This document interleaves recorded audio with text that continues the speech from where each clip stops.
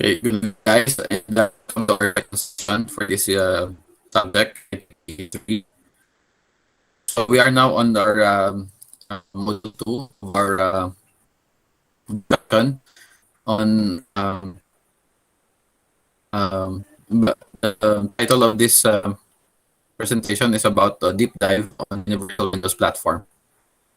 So first thing first, guys, we're going to have the objectives first. So number 1 is to discuss Universal Windows Platform in adequately. Number 2, value the importance of Universal Windows Platform in desktop applications development. And number 3, understand the basic Universal Windows Platform and its applications to Windows 10. Okay, so the first tile that we're going to talk about is Windows Runtime. And Windows Runtime is a platform in application architecture which supports development in C++, CX, C#, your Visual Basic .NET, and JavaScript. No, so actually, Windows Runtime has an acronym which is WinRT. No, these are applications natively support both the x86 and ARM architecture. So x86 is the 32-bit application, while your ARM architecture is on your cell phones. No? So some important features of the Windows Runtime is number 1, it was first introduced in Windows Server 2012 in September 2012. So it dates back from Windows Server 2012, and the WinRT API provide access to all core platform featuring JavaScript, C#, Visual Basic, and C++. But then Windows RT components support multiple languages and APIs such as native range and script languages. Now, why we are going to discuss about Windows Runtime? Because Windows Runtime is the tool that we're going to have for running our applications. Now, Windows Universal Platform per se, so this one is the bulk of our discussion, and UWP is the shortcut for Windows Universal Windows Platform, and it is built upon the Universal Windows Platform architecture, which was first introduced in Windows 8. So the first UAP is found in Windows 8. It means that you can run applications also not only with your Windows 10, but you can use Windows 8 as Windows Runtime. But in Windows 10, the UWP was introduced, which further advances the Windows Runtime model. So the Windows Runtime and Windows UAP are the two things that you need to do so that to be considered for running the desktop that we're going to perform. Going back to Windows 8.1, WinRT for the first time was aligned between Windows Phone 8.1, but we're not using Windows Phone anymore because it was eclipsed by your Android phones. And Windows 8.1 application with the help of Universal Windows 8 apps to target both Windows Phone and Windows application using the shared.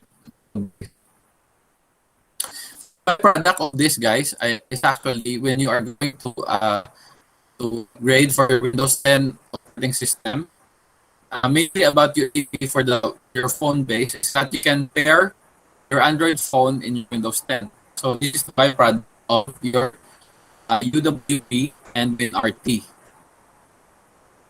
So Windows 10 Unified Core, which is the Windows Core, now have reached to the point where UWP provides a common app platform available on every device that runs on Windows 10. So as you can see on screens, why siya? It's found in your module, guys. Your Windows Core, as you can see on figure 2, you can see the Windows desktop server devices, phone devices, and Mac devices. So for UWP, not only can call the WinRT API, but also the API which has the Windows 32 and the .NET API and the architecture.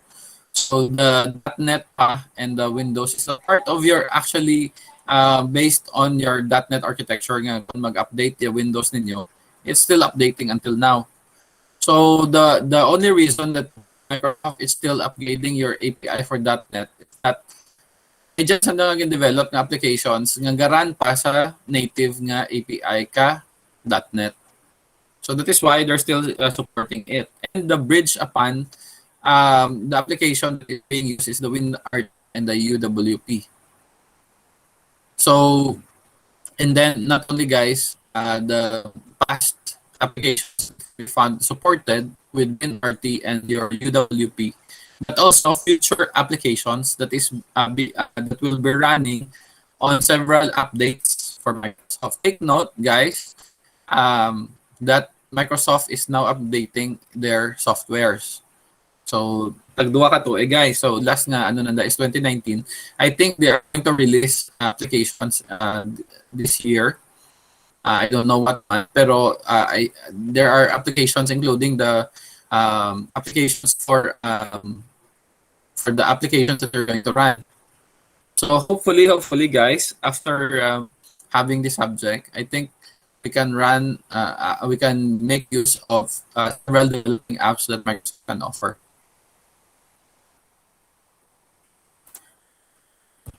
On your screens are devices supported by Windows 10. These devices are actually enumerated in the following. So we have the desktop, the mobile, the Xbox, IoT devices, IoT headless. So this is IoT wireless, Surface Hub, and holographic. So Windows 8.1 and Windows Phone 8.1 apps target as OS, no? Either Windows or Windows Phone. But probably Windows applications do not target OSs, but they target one or more device families, including Android. Device families has their own API as well, which adds functionality for the particular device family. And then you can easily determine all devices with integration within the device family of your application. So there are hierarchical representations of the device. As I've said, Windows devices that runs on this operating system are as follows: your desktops, your mobile, your Xbox, your IoT headless, the Surface Hub, and the holographic. Now, there are advantages of Universal Windows Platform. And Universal Windows Platform provides a handful of things for developers. So they are, number one operating system and one unified core for all devices. Kung madumduman ninyo guys, ang Huawei, similar man gid ang concept about ang UWP. Makita ninyo sa number one. So it happens that one operating system for all and one unified core for all devices. I think developers except Eclipse, your Microsoft applications, and not all the devices are tried now for use. So what Microsoft did is the compatibility in other softwares. Like for example, ang pinaka-example is Microsoft Edge. So yung Microsoft Edge ninyo, nag-run siya sa Chromium. So Chromium is the base for your Google Chrome.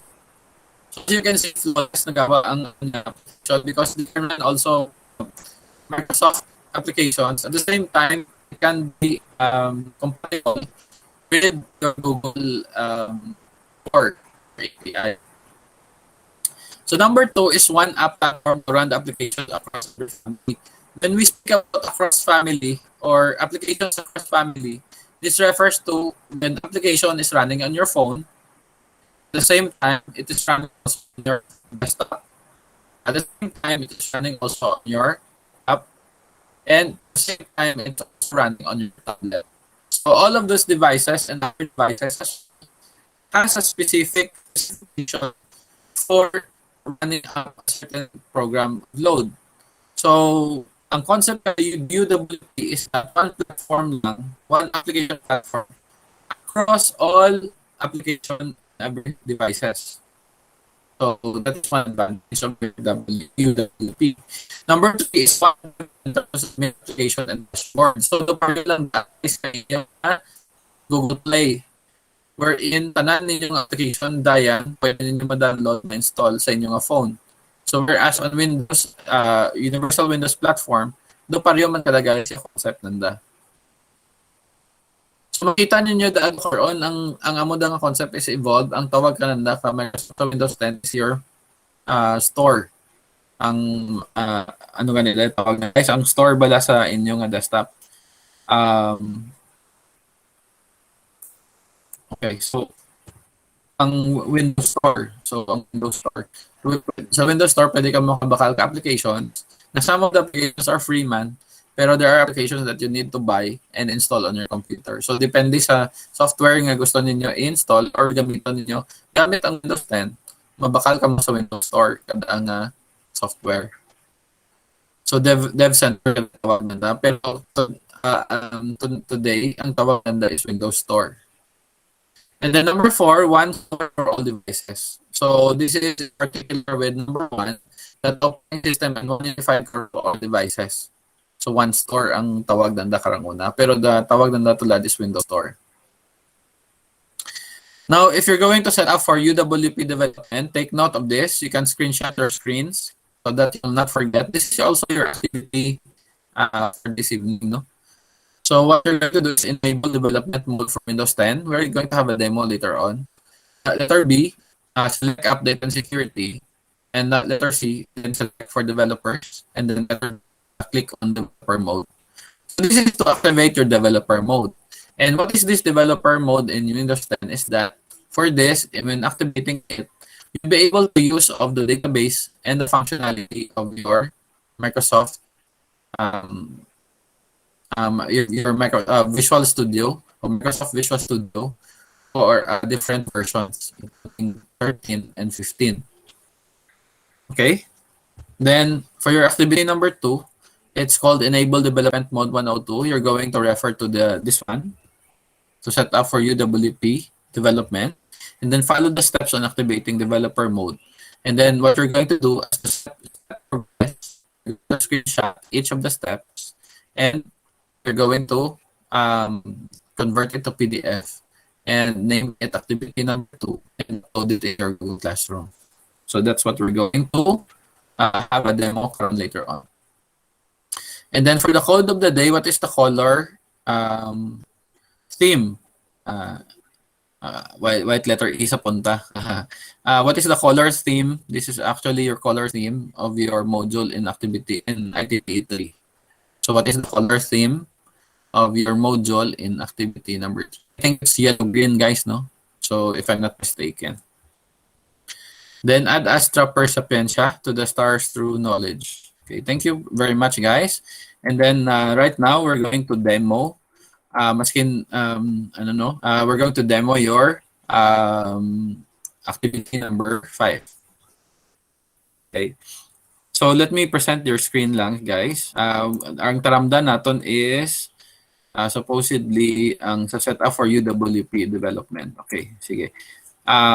Let me share your screen. Let me share my screen. Okay.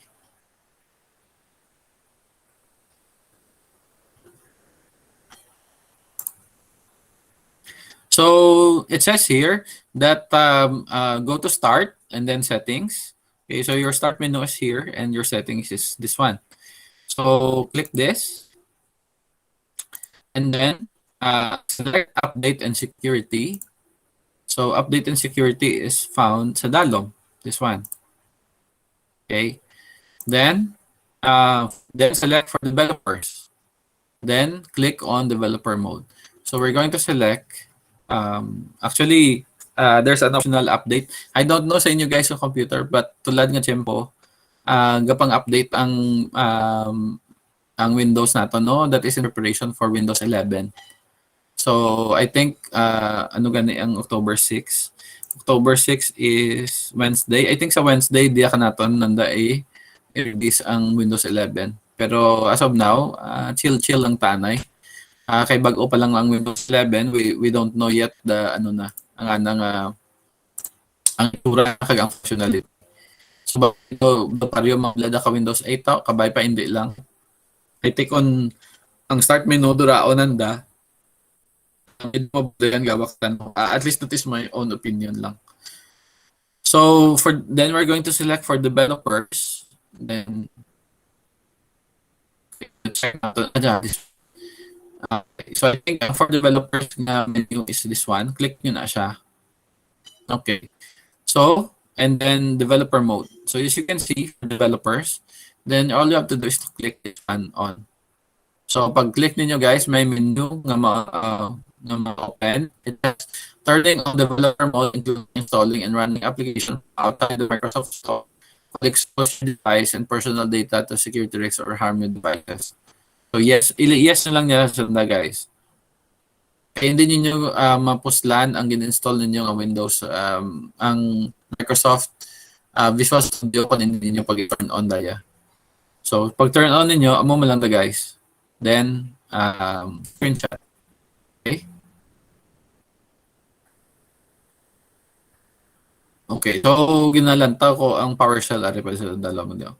Okay, so after that, pag na ano ninyo doon, na turn on, okay siya.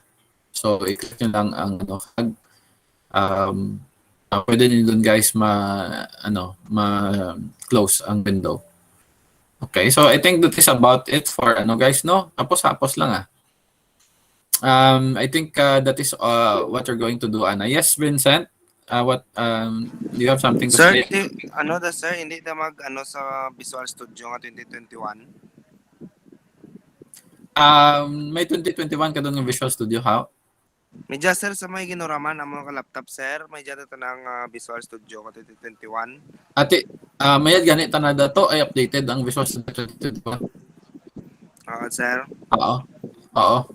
Visual Studio 2021 okay das na hiti bag-o gid siya. Oo, sir. Okay, sir. Okay, Among sige. sir. Mangkot ko kung maghanap la. Oo. Hiti ang application nga ginaran naton sa that is the latest version ang Visual Studio 2021. Okay. So, kung may dayan ka mo, ngayo kopya. Ngayo kopya ka 2021. Okay, that is the latest version gid na. So maybe Okay, naka-install na sa set or sir, may dyan sir pag wala siya installer nga dara. sir. Okay, sige. Wag ko ka Okay lang. gid Sige sir. Okay. Kung may installer, basi pwede ka pangayo. Okay, sige. Thank you, Sen. What else, guys? Do you have any questions? Oo, I'm sorry guys, no, madamo oran mabatian ninyo sa background ko. Pasensya lang gid no. Medyo kapit sa bintana yung kwarto. So bation ya oran. So kaninyo man dayan ka binagyo abi di kanaton. So pasensya lang no. It's understandable man gid kung ang signal nato nagadura-dura or kabay pa nga waay lang ipan gid no. But going back to our discussion guys, ang UWP, ang Universal Windows Platform, ang WinRT, those are the two things that we need to consider. Okay, these are the APIs that is running on the core of our application. So without this, ang ginubanan niya bago lang ang pag turn on ka developer mode, naga-make use kita ka WinRT nanda kag ang So that is part of your because if you're going to turn on the developer mode, you'll be able to access several updates on Microsoft Visual Studio nga nakabutang to sa kananda. So there are some risk actually. And I think hindi nyo I don't know lang ko guys kung may developer mode sa Windows 7. So i-try ninyo search niya kung may developer mode siya. Pero I think ang sa Windows 10 there's no problem kay built-in ng developer mode. So amo day And there's no worry no. I think kung may antivirus man lang kamo, you'll be able to access developer mode without any issues. So by accessing the developer mode, as I've said, you'll be able to access the APIs and the databases nga gamito natin sa Visual Studio 2013 kay 20 So kay Vincent gani guys, may 2021 na siya gani nga Visual Studio nami na siya. I don't know lang kung maka-come up ako ka-copy kada i-try ko abi mag-download karon sa gabi. And I don't know lang kung mag-run computer niyo kay na ko lang. Pero kung naga-install na siya nga daan, okay good. So pwede na. Actually, ang version ninyong daan, ang 2013 or 2015, pwede na siya ma-update sa 2021. Pero I think kinanglan ninyo substantial nga internet access. Madasig dapat internet niyo. I don't know lang kung diin dampin na siya pwede ma-update. It's basically sa help lang guro or ang iya nga API. Pero nevertheless, maskin ano ay inyong version 2013, 2015, 17, 19, 2021. Okay guys, kay any ano lang gid. Much better kung bag-o kay may bag-o nga mga APIs kag ang itsura na mas ma-appreciate ninyo. Pero kung I get 2013 kag 2015 okay man. I-try lang natin basta sundan lang ninyo ang steps kapag obra naton ka application. So ma-start to kita himo ka app. Actually mabudlay daya guys nga ano nga himuon. And as I've said, ang some applications nga obra namon, some of them are not running. So they may be sa mga steps man na miss out kami. Pero ang sa module ninyo na step by step namon ang example nga ano gid. So there's no worry. We're going to start from scratch from the very beginning. Kung hindi mag-run, okay lang at least na-testingan. So most probably ang na-include ko gani sa iba nga activities. Gina-limit ko lang for one, hayte gina-edit ko yung module nga last year. And ginasituit ko anay nga garan siya kung i-deploy ko para nga hindi ninyo maano doon. Hindi ninyo problemahan ang running. So there are some parts nga isa, dua, tatlo ka example. And the code are, ano siya guys, medyo lawig.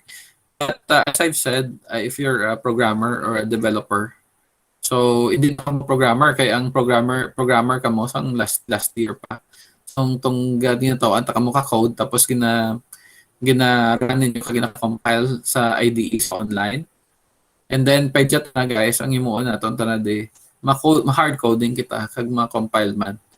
Pero step by step sa studio na gid. So there's no more online IDE kay hindi gina mag-run sa online. So dapat naka-install gid kita sa Visual Studio kag ano. So I was expecting you guys nga kay gina some of your classmates will come to school and copy the software. Pero wala man, entendido man kita nag-oran abi mo damol man ina.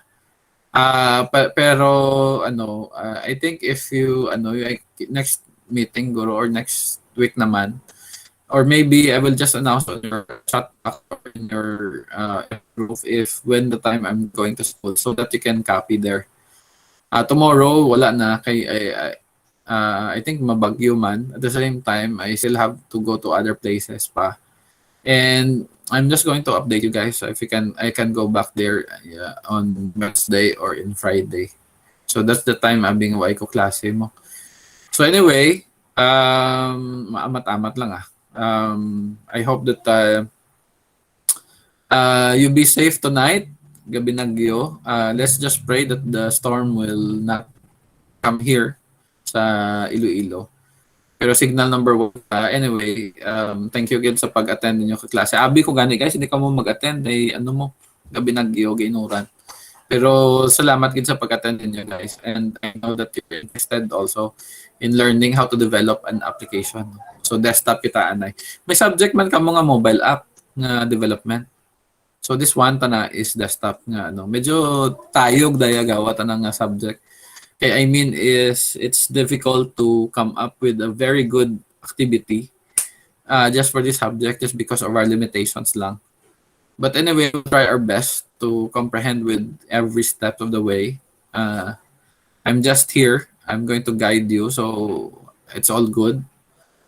And kabay pa nga makahimo kita ka application. Actually,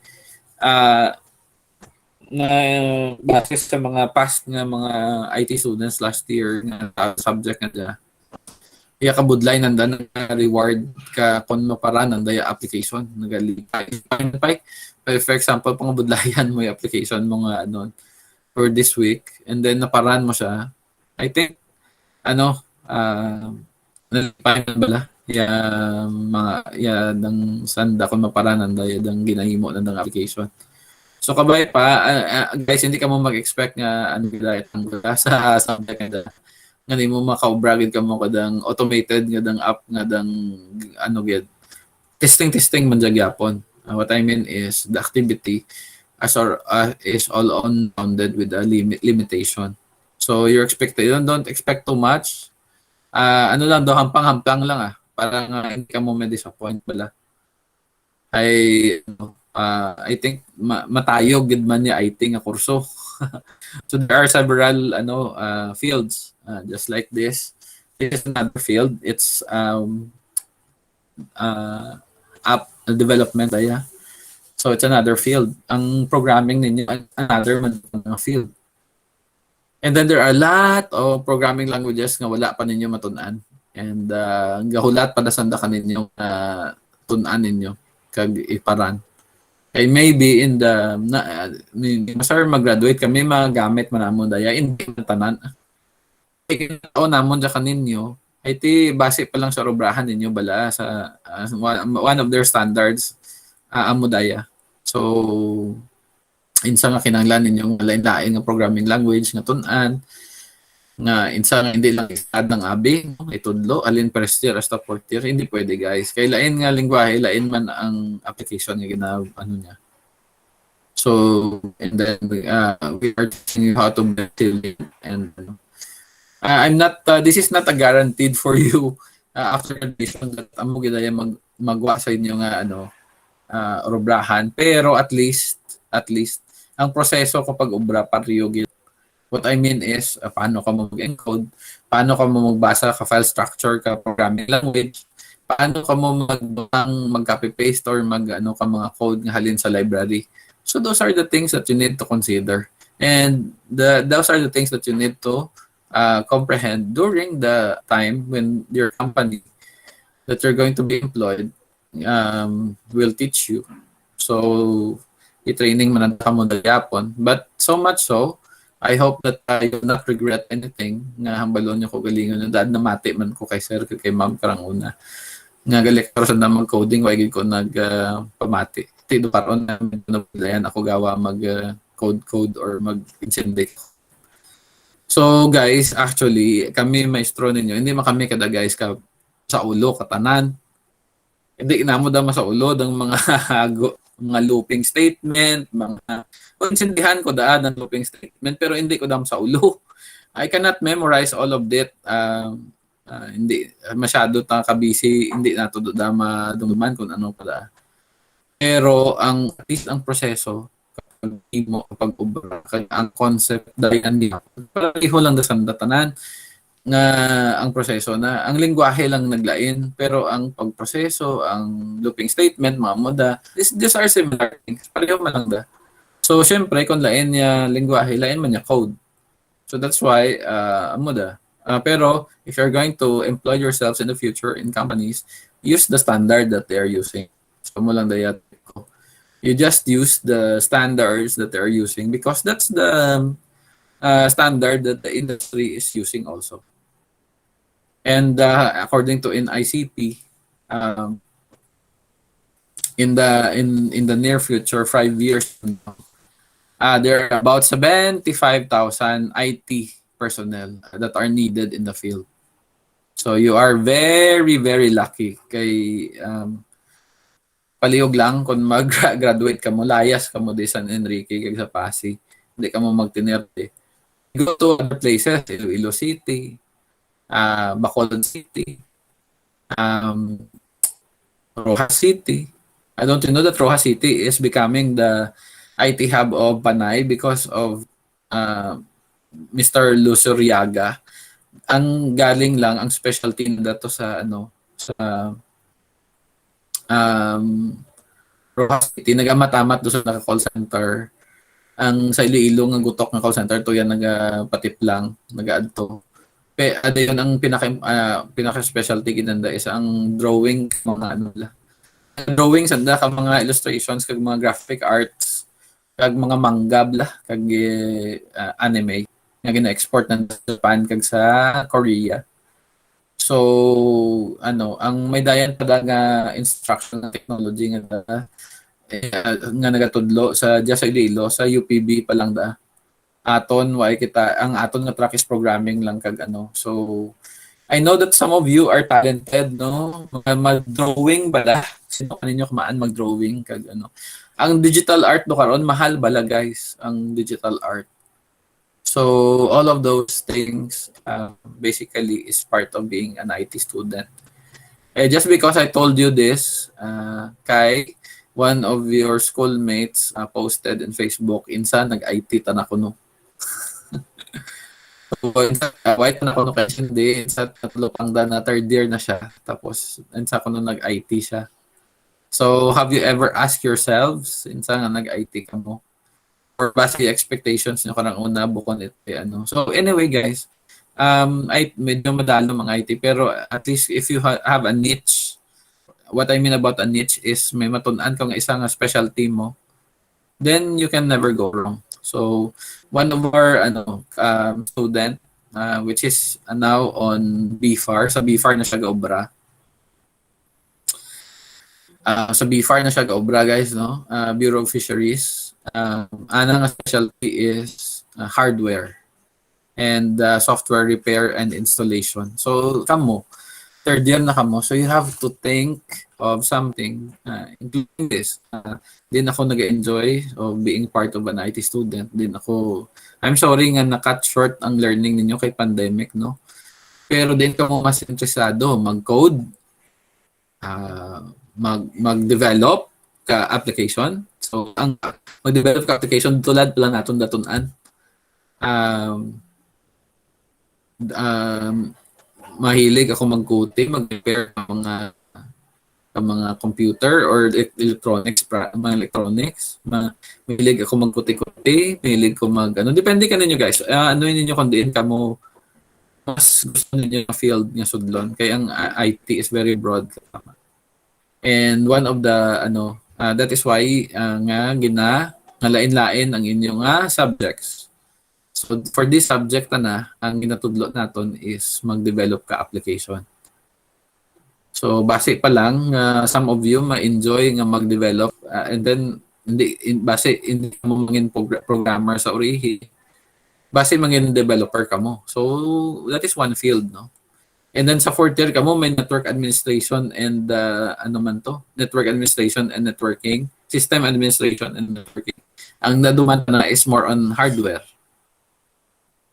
So, or di may subject ng mga datacom kay Ma'am Judith ni. So, base mag-enjoy tinyo mang-crimp ka kable.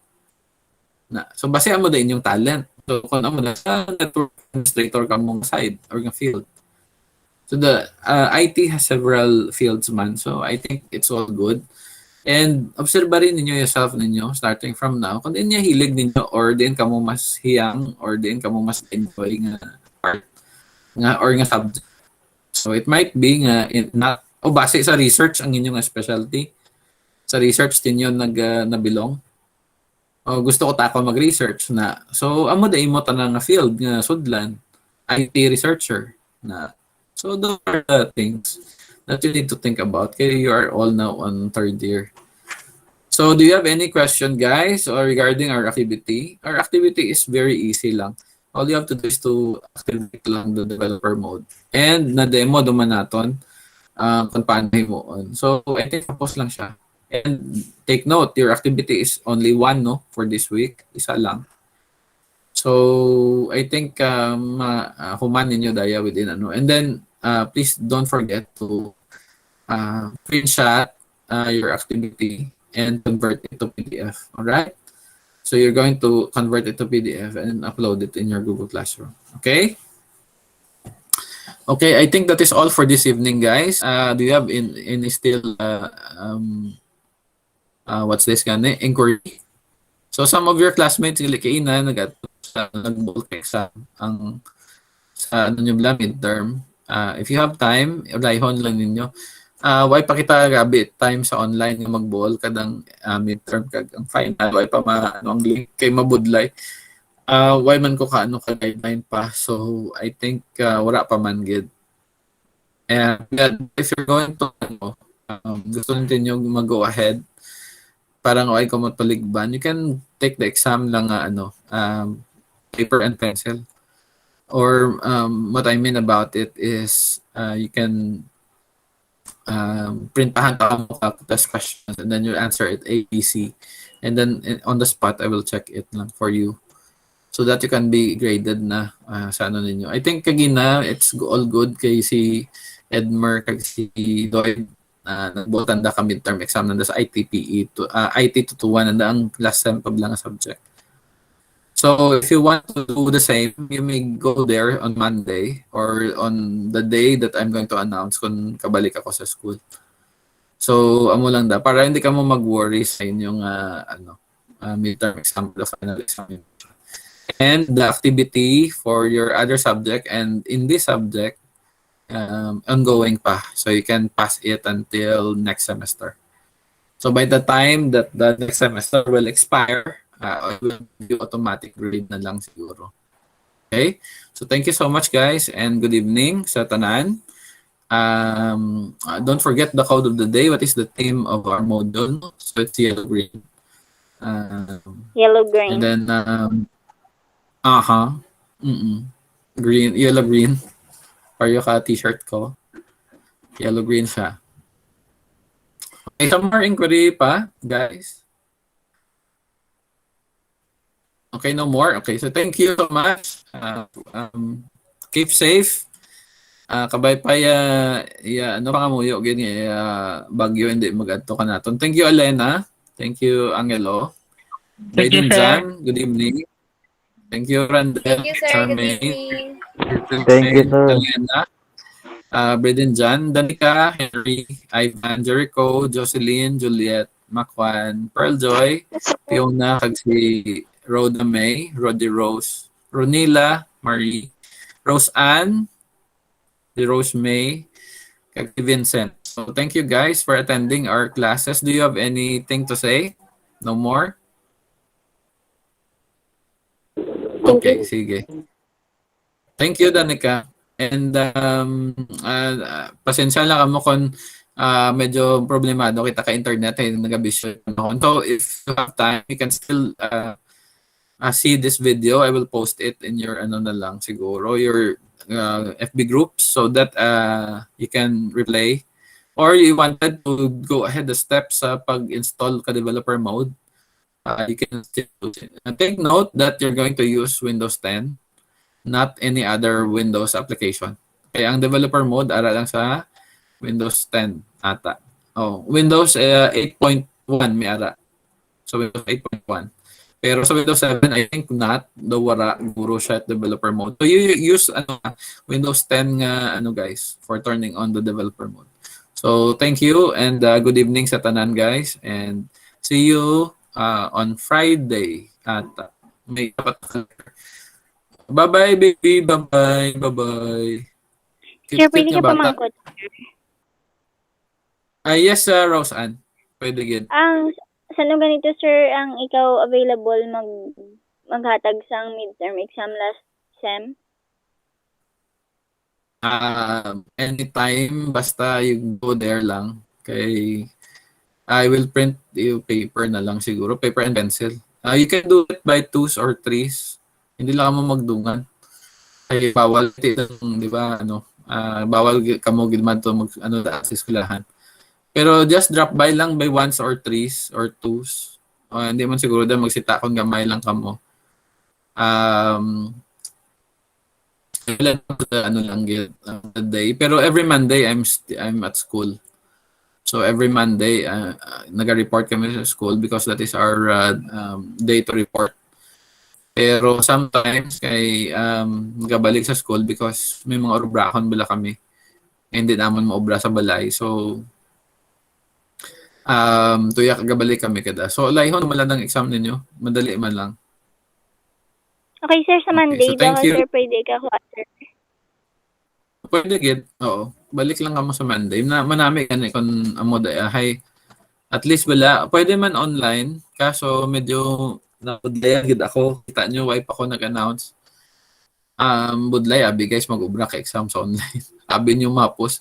Kung gani di ngambal ko kung tig-buruol ka exam palihog, hindi ka mo doon mag